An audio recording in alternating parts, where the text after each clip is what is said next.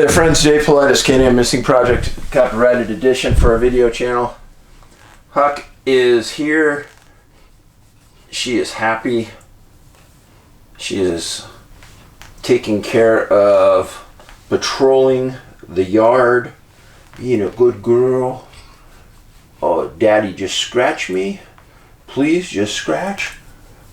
And if you could do it both down low and up high, I'll be in ecstasy. Yeah? Is that good? Yeah? Yeah, it's a good girl.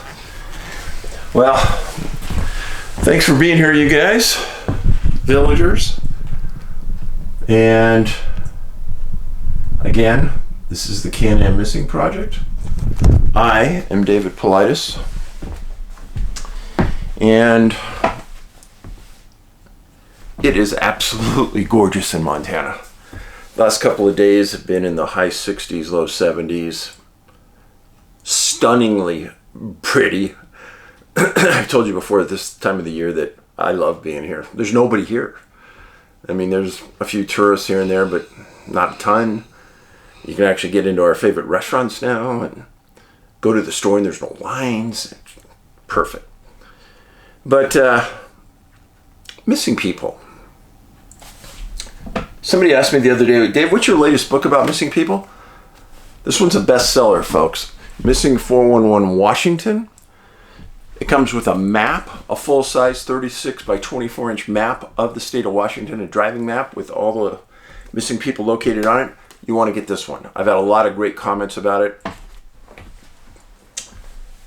You can get it at NA, like North America, nabigfootsearch.com. And, of course, I have to do these needless plugs. I'm sorry. This is the big one. It just came out within the last 2 weeks. This is a tabletop book, 544 pages. All it is articles, old articles that describe a creature just like Bigfoot. Of course, they don't say it's Bigfoot. Most of the time, they say it's hairy man. And this one is from 1680 to 1925. A must-have. Put it on your table, your dining room table when you have guests. I guarantee it'll instigate some talk with friends.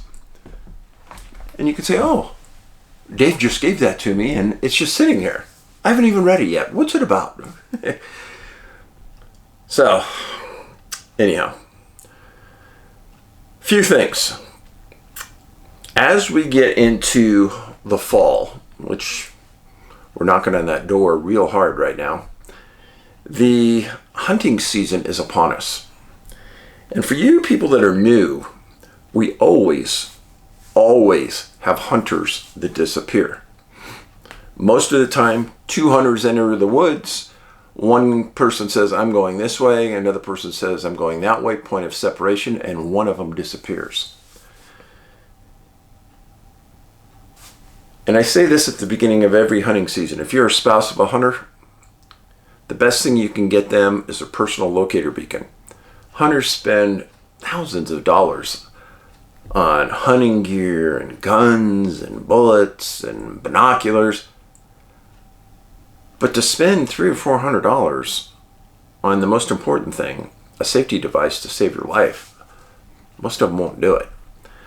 Now, many of you are carrying a personal locator beacon on you by the way of your phone. The newer cell phones have personal locator beacons built into them. This is true. And know your phone. And all you have to do is Google your phone, the model you have, and find out about it. It's one of those things that will save your life if you're off trail and you break your leg or you have a medical emergency.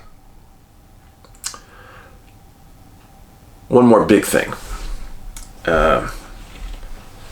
Most of the time, at this time of the year, the Montana Vortex is closed. Well, the Montana Vortex is like 10 miles from my house. Joe Hauser, my good friend, owns it. He and Tammy own it. Joe had a really bad heart attack a couple months ago. And they had to close it. and they didn't have any money they couldn't open it. Well, it just reopened, and it's going to be open for probably Friday, Saturday, Sunday for the next couple weekends. And I would encourage you to try to get by there. Joe's there. He's back on his feet. He had a quadruple bypass. I did an interview with him right here in the interview you could watch. I just had lunch with him today. He's doing a lot better. He's getting around the Vortex. A lot of strange things going on at the Vortex. We had a big talk about it today. And if you get by there, I guarantee you will be mesmerized by what's going on there. I'm telling you.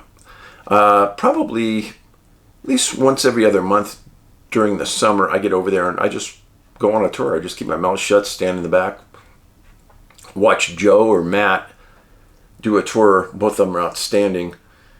And I learn a little bit every time I'm there. The questions people ask, etc. I was in there the other day and there was a guy there who was kind of standing at the back trying to figure out if there were magnets or anything. And I said, yeah, put your phone on, put the compass on your phone and let's see if it moves. And of course it didn't move. There was no magnets. And I said, no, this is a legit place. And we ended up talking for a little bit afterwards and he goes, yeah, I never knew this was here. Yeah, well, it's one of those locations that are probably one of the top of the strangest in the world. And whenever Joe and I get together, we have great talks about what's going on in this world on the unusual side. And by the way, I got invited back to Phenomicon in Utah next year. Phenomicon. You can Google it. I will be there. And hopefully the Skinwalker boys will be there. And it'll be another great event. And then lastly, November, right the weekend before Thanksgiving, I'll be in Ocean Shores, Washington at a casino there, a really nice casino, doing a talk on Bigfoot. It'll be me and Jeff Meldrum and a few others. It'll be a huge event. You need to get there. Ocean Shores, Washington. Just Google Bigfoot Ocean Shores, Washington. It'll come up. So, let's get on to the missing persons part of this. Tasmania. Most people usually don't know a lot about Tasmania. I did a little bit of research into it when I went to Australia for 2 weeks with Angie on a book tour. And it's a fascinating place. I didn't stop by because we were in a rush. And heck, 2 weeks to see Australia, just the East Coast wasn't enough. So Tasmania is the 26th largest island in the world. And it's known as the place with the cleanest air on Earth. It's about 150 miles south of mainland Australia. And what separates mainland from Tasmania is something called the Bass Strait. Spooky place. Spooky place. A lot of disappearances, a lot of UFO sightings. Much of Tasmania itself is protected by parks and reserves now. The highest point is a location called Mount Osa, 5,305 feet. And on the western side of the island, they get an average annual rainfall of 100 inches. That's a lot. In the 1930s, the Tasmanian tiger went extinct. That's argumentative at this point because there's some people who claim that it's been seen just in the last few years. And the southwest part of Tasmania is a UNESCO World Heritage Site since the 1980s. And if you look it up online, unbelievably gorgeous. The island has mineral and mining for zinc, lead, silver, and gold. It has some of the world's oldest trees called the Huon pine. The population as of June of 2023 was 573,479 people. And it's about 26,410 square miles in size. So that's your lesson for today on Tasmania. Now, what I'm going to tell you about is, at its time, it was described as the biggest search in Tasmanian history. It involved two people, two men, and they were prospectors. One man's name was Mark Macleod. He was 44 years old, from Adamsfield, Tasmania. And he was described as a very experienced bushman, that's like a woodsman, and prospector. And everyone said he was easily recognized by his long beard. And he was traveling with a friend of his named Tom Kole, 70 years old, from Adelaide, Australia, also considered extremely experienced, and had traveled that southwest part of Tasmania where they were going before. Kole was known for his large mustache and a wooden leg. You know, it sounds like a story that I'd make up and write a fictional story about. Or maybe a pirate story, right? Yeah, true. He had a wooden leg. Now, Macleod and Kole planned a lengthy 6-week trip into the bush. And the idea was that they were going to be prospecting outside of Adamsfield. And they had planned this for a long time. They had a lot of food, pack animals, and they told people where they were going to be going, which included Lake George, the Rosellas Valley, Denison's Creek, into the Gateway Range of mountains. They were going to move. Now, a lot of people thought, well, I don't know really if Kole could keep up with his wooden leg. Other people said Kole was very good at moving. And Macleod wasn't worried about it. He knew he could move. The pair left Adamsfield on March 5th, 1938, expecting to return no later than April 20th, 1938. There was food out there, small animals and things that they could eat in an emergency. Now, during that first week in May 1938, nobody had heard from the men. And friends of Macleod started to become concerned that they hadn't returned. Now, people knew he was really quite experienced because he had traveled that area in past years. Nobody believed he'd get lost, and everyone believed he was competent in what he was doing. So stop there for a second.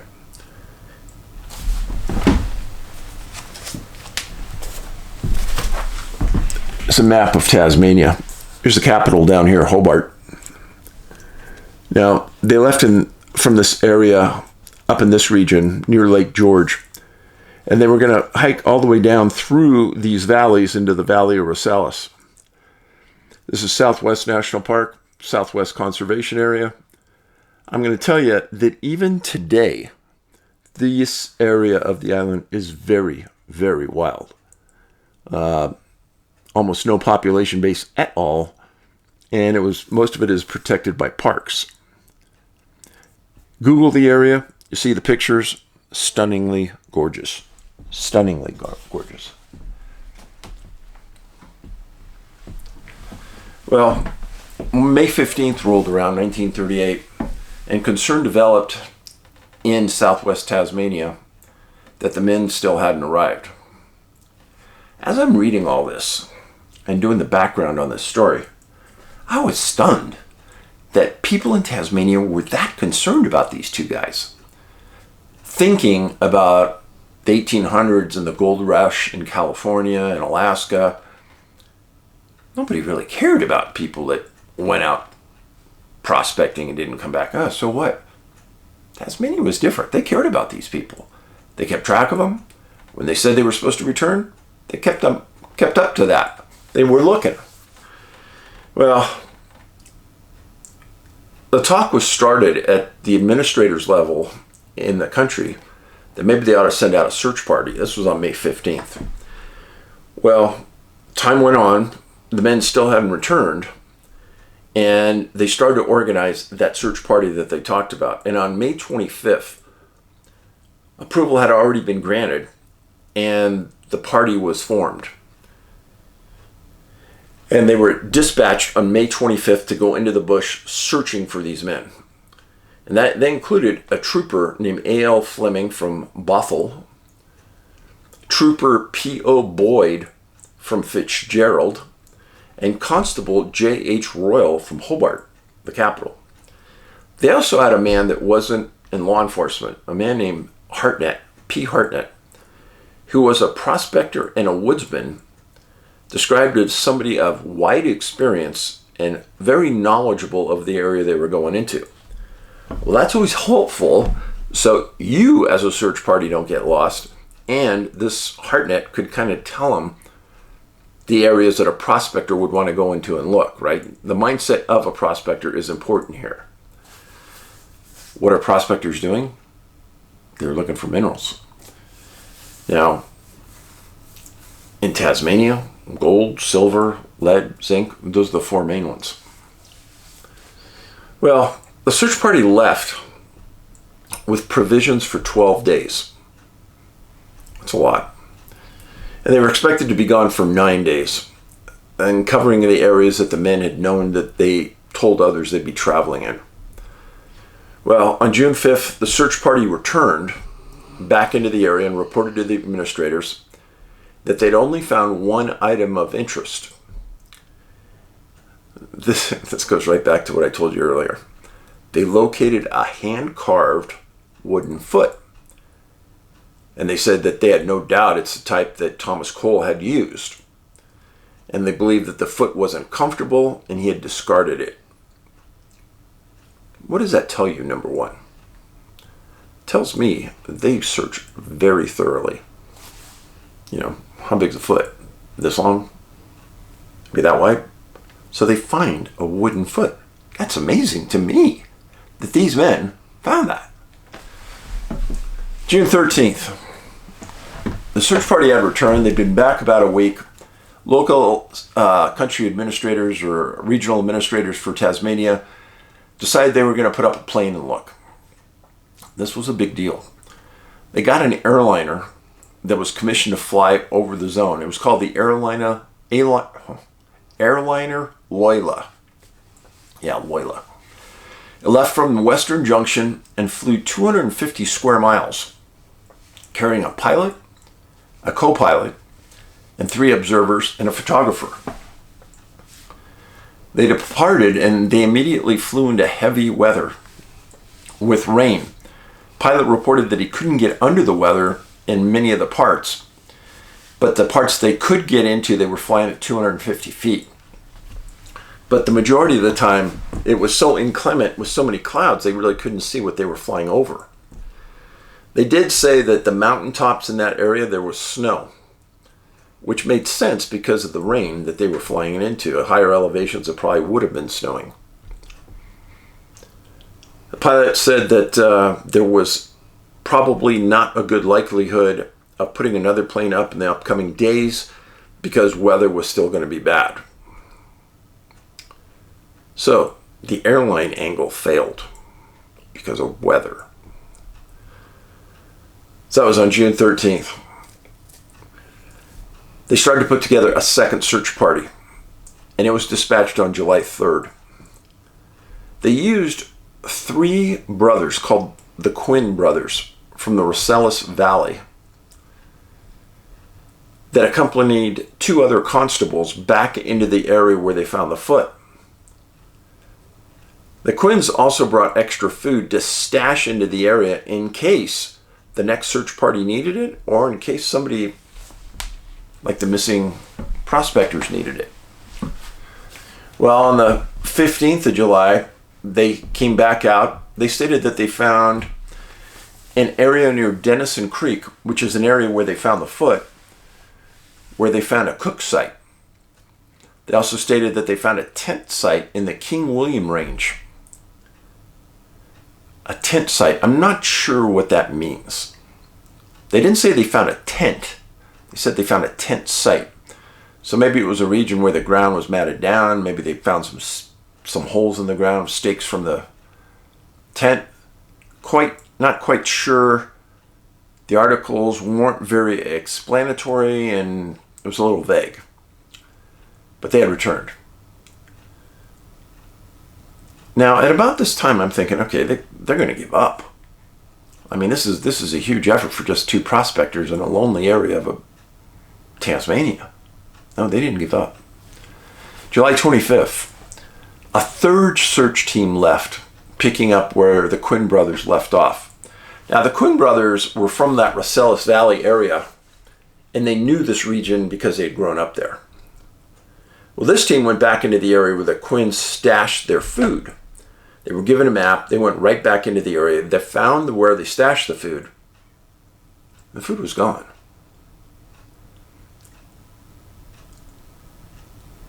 Nobody believed at the time that the men had taken the food, because if they had taken the food, they were in dire strait, and they would have left a note or a map or an arrow or something indicating where they were. And they didn't know of anybody else in this remote area of nowhere. So it was a big mystery who would have and could have taken it.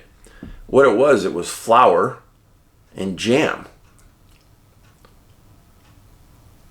So that was a pretty big mystery. This was right next to the Gel River, and in an area, again, where they had found that wooden foot. The team came back, explained the mystery behind it. The Quinn brothers said, yeah, that's strange because there's nobody else there. And then one of the Tasmanian administrators in the government made a statement that I think is important. On August 4th, he stated, "Circumstances of what seemingly is another Tasmanian bush tragedy and mystery. Men were never found." Okay, that's important to me. A tragedy and a mystery. Where would these men go? Why weren't they found? You had other prospectors looking for them. They would have had a fire going, especially in bad weather, so they would have seen the smoke. There are no bears. There are no giant mammals out there that are going to kill them. At the end of this, I thought by the 3rd search for sure they were going to find them, because they kept getting closer and closer, and then nothing. Now, when I did the research on this story, I was pretty stunned to find out that Tasmania has had a ton of UFO sightings. Now, I knew about one case in particular because I did a video about it right here. I did a lengthy video. In 1978, it was about a pilot named Frederick Valentich, 20 years old. He's flying a Cessna 182 from Melbourne to King Island. He's flying from mainland Australia across the Bass Strait to an island north of Tasmania, not very far. As Frederick is flying, he's talking to air traffic controllers that a UFO is flying over the top of him. He was transmitting, explaining what was happening. Well, I'm not going to go through it all again because I'll put the link up for this one. But he disappeared. Neither his plane or Frederick was ever found. Now, Frederick's father knew his son was an absolute straight arrow, wanted to be a commercial pilot, was flying commercially at the time, not transporting people, but articles.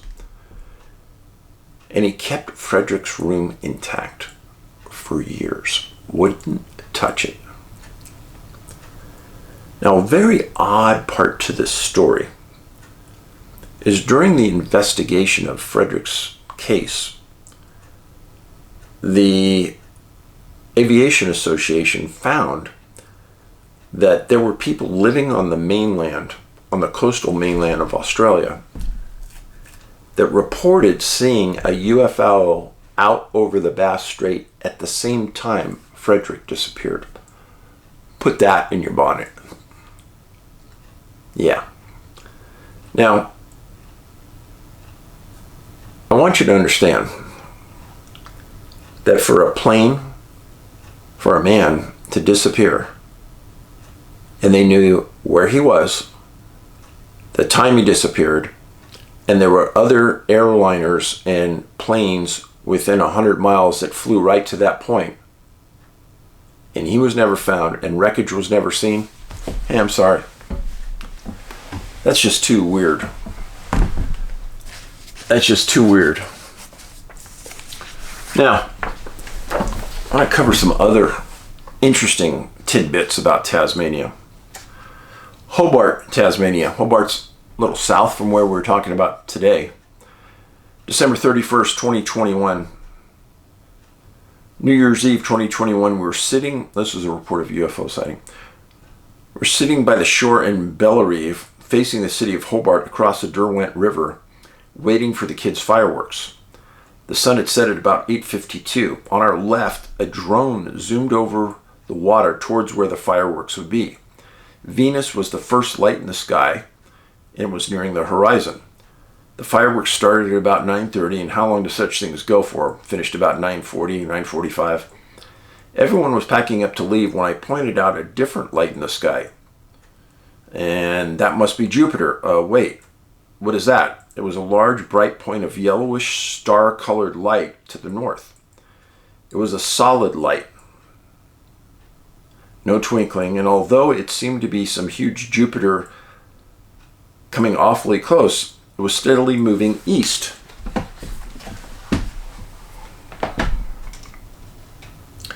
Now, this could have been another massive drone, I thought, but I made sure to follow it, and I saw that its light faded to reddish-brownish and then quickly fizzled out, disappeared before it reached the horizon of buildings in the northeast, and I lost sight of it.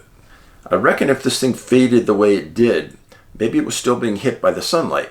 I mean, it was only less than an hour after sunset, but if that's possible, it must have had a lot of altitude, in which case it was moving really quickly. The kids and I all freaked out. Yeah, I would have freaked out. There's a book called The Tasmania, A UFO History. It says the Tasmanian UFO Investigation Center has recently produced a 77-page publication titled Tasmania, A UFO History. The document was compiled by a long-term researcher, Keith Roberts. It's a fascinating read covering reports of unusual aerial phenomena since 1898. It consists of copies of newspaper clippings, sketches, and objects seen in text. It is also a plotted history of UFOs itself in the area, which was founded back in 1965, the organization. Here you'll find summaries of such classic cases as the October 1960, the Cressy observation, the November 1960 U.S. Air Force aircraft encounter, the 1971 Lynchford case, as well as details of visits to Tasmania by J. Allen Hynek. Project Blue Book. Now, I didn't know this until I read this, that Hynek went to Tasmania to research their stories about UFOs. That's how many this island had. In addition, there are some, even to me, previously unknown events, such as the August 73 Air Traffic Control Hobart observation of a silver circling disc. Publication notes in the 70s, there were peak times for UAP sightings in Tasmania. The year 74 was one non-stop action with almost 200 reports to investigate. A little place like Tasmania, without a huge population base, has that many UFO sightings. There were some spectacular close encounters during this period. Example is September 22nd, 74 Tyene event.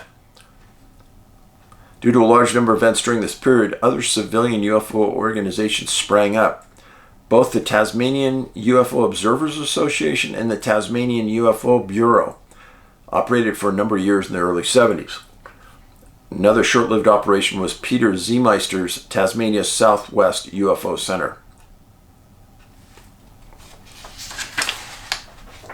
So, I say this to you before, that sometimes I feel like I'm being led by my nose to these cases.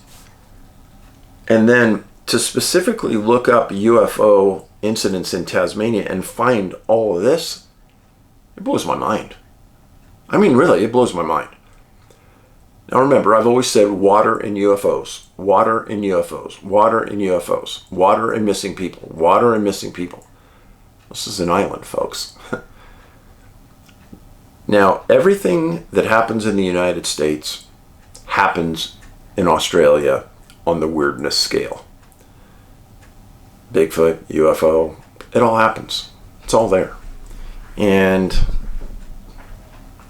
I don't want to make a bigger deal than what it is, but this is too strange for me.